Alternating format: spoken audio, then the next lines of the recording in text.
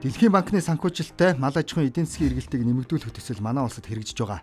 Энэ төслийн хүрээнд Монголын үндэсний олон нийтийн араа төдөлөөс мал эмнэлгийн ерхий газар хамтран эрүүл мал Монголын баялаг нэвтрүүлгийг хүргэж байна. Өнгөрсөн сараас эхлэн орон даяар шүлхий өвчнөөс өртсөн сэргийлэх нэгдсэн дархлаажуулалтын аяныг эхлүүлсэн.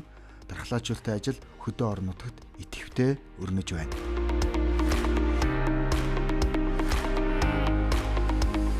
За та бүхэн шүлхий өвчнөөс урьдчилан сэргийлэх нэгдсэн дархлаажуулалтын 2022 оны хаврын дархлаажуулалтын арга хэмжээний талаарх мэдээллийг хүргье. За эхний ээлжинд та бүхэнд одоо шүлхий өвчний нөхцөл байдал яг өнөөдөр ямар байгаа гэдэг талаарх мэдээллийг хүргэж байна. За энэ дээр та бүхэн зураг дээр харж байгаа улаан цэгэр тэмдэглэс нь бол одоо их хориоцоор арга хэмжээ хэрэгжиж байгаа. Шар өнгөр тэмдэглэс нь бол хязгаарлалтын дэглэм шилжсэн. За ногоон өнгөр тэмдэглэс нь бол хориоцоорын дэглэм бүрэн цуцлагдсан нэг тэмдэглэгээ байгаа. Дархлаажуулалт тодорхой судалгаан дээр үндэслэгдэн хийгдэж байгаа. Судалгааны зарим тайлбар дүнгээс үзэх юм бол хил даван халдварладаг мал амьтдын гоц халдварт шүлхий өвчний тохиолдол 2022 оны 4-р сарын 28-ны байдлаар 16 аймгийн 59 сумын 109 голомтод хорио цэрийн арга хэмжээ хэрэгжиж байна. Сүргийн түвшний халдвартыг тогтоох тандалт судалгааны дүнгээр 3 өрх тутмын 1, 12 мал тутмын 1 нь шүлхий өвчний халдварт өртсөн. Судалгаагаар 1 үхэр 3 малд, 3 үхэр 9 малд халдварыг дамжуулдаг гэсэн тооцоо гарчээ. Тиймээс сүргийн дотор уг өвчний халдвар тархах эрсдлийг бууруулах, улсын хэмжээ шүлхий өвчний тархалтыг зогсоох зорилгоор энэ удаа үхэр, гахай, цаа богын сүргийг л бүрэн дархлаажуулалтанд хамруулахар болсон юм а. Аймгийн онцгой комисс, улсын онцгой комисс, дээрээс нь сумын онцгой комисс, бусад холбогдох мэргэжлийн байгууллагууд, тусгай чиглэлийн байгууллагууд, мал эмнэлгийн байгууллагатай хамтраад хэрэгжүүлж байгаа. Нөхцөл байдалтай холбоотойгоор одоо Баян-Улгийн аймагтай холбогдоод энэ газар дээр нөхцөл байдал ямар байгаа, дээрээс нь дархлаажуулалтын арга хэмжээний үр дүн явцсан ямар байгаа талаар мэдээллийг авъя. Баян-Улгийн аймагт ч одоо хичнээн хүн ажиллаж байгаа. Одоо Баян-Улгийн аймагт нийтдээ ажлын хэсэг гэх юм бол 56 ажлын хэсэг гарч ажиллаж байна. За удирдах ажилтан 61, за 95 малын эмч, дээрээс нь нэг санитарч байна. За туслах ажилтан 96 гээд нийт 66 нийтдээ 319 хүн гарч ажиллаж байгаа жишээтэй. Сайхан авч байна уу? Ажлууд нь сайн байна уу? За сайн байна. За бид нар тагсаас үнээр машин зүйн ажил дээр хямд тавьж байгаа. За манай эдгээр 164 мянган суулгаж өгөхтэй одоогийн байдлаар 81.1 хуудас гараад явж байна. Аймгийн хэмжээний 56 ажлын хэсэг гарсан. Үнд 105 малын эмч 64 туслах ажил үйлчилж байгаа. Амралслаа. Орон нутагт нөхцөл байдал ямар байна? Одоо мал эмнэлгийн ерхий газраас ажиллахад хяналт тавьж ажиллахад нөхцөл байдал ямар байна? Тэр талаар мэдээлэл өгөөч. Тэгээд одоогийн байдлаар хүмүүс байр тамирчид хангалттай асуудын булаанхан сайхан байна. Малын гоц халдварт өвчнөөс сэргийлэх дархлаажуулалт 5 дугаар сарын 9 хүртэл үргэлжлэх юм. Баян-Улгийн аймагт л ихэд энэ 7 хоногт багтаад дархлаажуулалтын ажлыг хийж дуусгахаар шахаж ажиллаж байгааг мэдээллээ. Мал эмнэлгийн ерхий газраас өнгөрсөн оны мал тооллогын А данснаас үхрийн тоог авч вакцинжуулалтын ажлыг эхлүүлсэн. Гэтэл малчны хотод байгаа сүргийн тоо А танстай зөрөх тохиолдол байна. Тиймээс малчид малынхаа тоог үнэн зөвөр мэдүүлэх зэрэг хариуцлагатай хандах хэрэгтэй байгаа нь эндээс харагдаж байна. Шүлхий өвчнөөс сэргийлэх вакцин орон даяар үн төлбөргүй хийгдэж байгаа юм. Одоо бид Төв аймгийн Алтан булаг суманд ирээд байна. За энэ сум нь Улаанбаатараас холгүй малын шилжих хөдөлгөөн ихтэй сумдын нэгд ордог. Малын гоц халдварт өвчнөөс өршлөн сэргийлэх дархлаажуулалтын ажлыг эрчимжүүлэх ажлын хүрээнд сумын засаг даргын А4 34 тооц захирамж гараад за дөрвөн багт мал эмнэлгийн үйлчилгээний 5 нэгж за тэгээд 5 малын эмч 5 туслах ажилтан багийн засаг дарга нар маань өнөөдөр ингээд ажиллаа явж байна. За нийт манай суманд 19,600 үхрийг одоо дархлаажуулахаас яг өнөөдрийн байдлаар бол 4 сарын 29-ны байдлаар 13,300 үхрийг одоо дархлаажуулалт хийгээд за энэ одоо энэ ховлж үзэх юм бол 67.1% явж байна.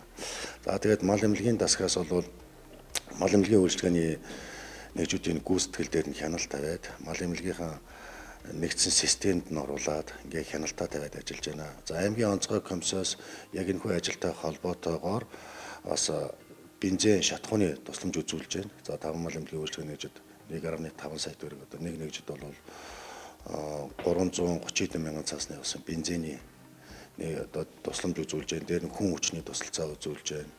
Тэгээд бас аймгийн онцгой комисс, аймгийн хөдөө аж ахуйн газар, мал эмнэлгийн газар маань энэ дээр бас орон нутгуудаа сайхан дэмжиж ажиллаж байгаа. Улсын онцгой комиссийн 02 дугаар тогтоолын дагуу вакцинжуулалтын аяныг өргөн хэмжээнд зохион байгуулах ажил бол хийгдэж байна. Энэ ажлын хүрээнд бол аймаг, орон нутаг, сум дүүргийн засаг дарганы шийдвэрээр улс орон даяар бол нийтдээ 1101 ажлын хэсэг ажиллаж байгаа. Энэ ажлын хэсэгт бол нийтдээ 4951 хүн одоогоор ажиллаж байна. За аян маань 4 сарын 18-нд эхэлсэн 5 сарын 9-ний хооронд зохион байгуулах зүйтэй байгаа. Улсын хэмжээнд өнөөдрийн байдлаар 66.7% өргөжлөж байна. Андрах юм байна.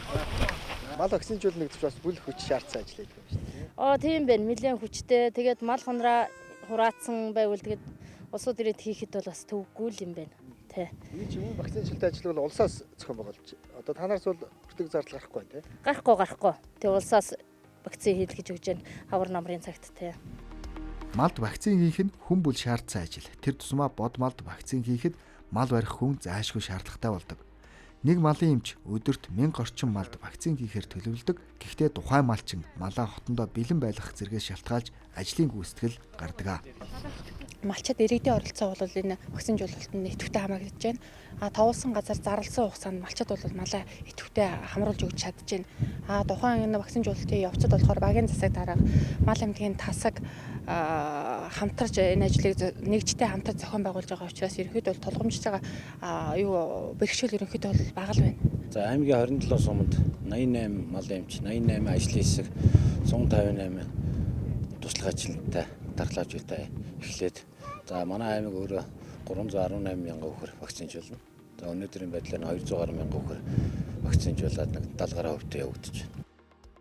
Өнгөрсөн 7 хоногийн байдлаар шүлхэн өвчний дархалтыг газрын зураг дээр харуулсан байна. Манай улсад малын гоц халдварт өвчний 431 голомт бүртгэгдээд байсан.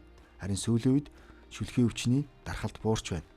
Тухайлбал шүлхэн өвчний дархалт энэ оны ихэр буюу 1 сард хамгийн өндөр байсан бол цагаан сарын үеэр дахин өссөн үзүүлэлт гарсан. Харин 4-р сард халдвар тогтмол буурсан үзүүлэлт байгааг та бүхэн харж байна. За манай стратеги шүлхийн өвчнөд тэмцэх стратеги гэж батлагдж байгаа. Дээрээс нь олон улсын нөхцөл байдал ч гэсэн олон улсад бол энэ шүлхийн өвчнийг дээрээс нь мал амтныг нөгөө тавлаг байдлыг хангах гэдэг нөхцлүүд байдаг. Дэлхийн мал амтны эрүүл мэндийн байгууллага заасан байдаг. Тэр нөхцөл байдлууд дээр бол шүлхийн өвчнөр өвчлсөн малыг устгах гэдэг юм бас татгалзах хандлага руу явж байгаа л да. За Монгол улсын хувьд бол 19 онд баталсан байгаа шүлхийн өвчнөд тэмцэх шүлхийн өвчнөөс урьдчилан сэргийлэх тэмцэх заавар гэж байгаа. Тэр заавар дээр бол тодорхой заагаад өгсөн. Ямар тохиолдолд бид нь устгах аргамжийг хэрэгжүүлэх юм, ямар тохиолдолд устгахгүй байх юм бэ гэдэг ийм нөхцөлийг заагаад өгсөн байна. Малын гоц халдварт өвчнөөс урьдчилан сэргийлэх вакциныг хийх ажилтай хамтраад малын эрүүл мэндийн үзлэг мөн хийгдэж байна.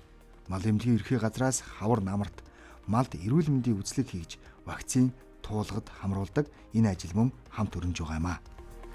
Энэ вакцинжуулахаас гадна бас бус ажлууд бол давхар хийгдэж байна.